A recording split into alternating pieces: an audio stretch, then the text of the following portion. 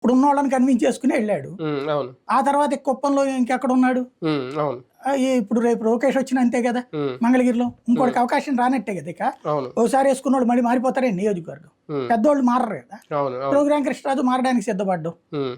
లేదా ఇతను చెప్పాలి, నేను ఈ ట్రిప్ వరకు ఎమ్మెల్యే తప్పని పరిస్థితుల్లో చేస్తాను, నెక్స్ట్ ట్రిప్ నాది మెయిన్ టార్గెట్ ఎంపీ నేనయ్యా, నువ్వు అర్థం చేసుకో అని చెప్పి కలవపూడి శివకి చెప్పాలి.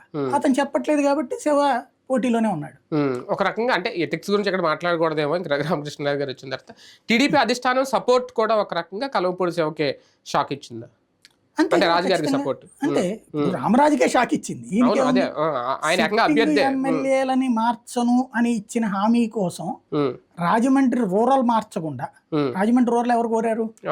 కందులు దుర్గేష్ అంతా కష్టపడ్డాడు. చివరికి పవన్ కళ్యాణ్ శపథం చేసి రాజమండ్రిలో సీట్ నాకు కావాల్సిందే, ఎందుకంటే నేను ఇక్కడి నుంచినే చెప్పాను కాబట్టి సెంటిమెంట్ అంటే కూడా పక్కన పెట్టించి ఆయన్ని నిడదవోలు దోసేస్తే ఈయన ఒక్కడి కోసం ఆ రూల్ పక్కకి తప్పించారు. అది రామరాజుకి అన్యాయము, శివరామరాజుకి అన్యాయమే కదా పాయింట్. అవును. మరోపక్క హిందూపురంలో కూడా ఈసారి అంటే హిందూపురం అంటేనే బాలయ్య, బాలయ్య అంటే హిందూపురమే అన్నట్టుగా ఉండేది. నామినేషన్ తర్వాత ఆయనకు కూడా థ్రెట్ ఉందని ఏమన్నా అర్థమవుతుందా? అంటే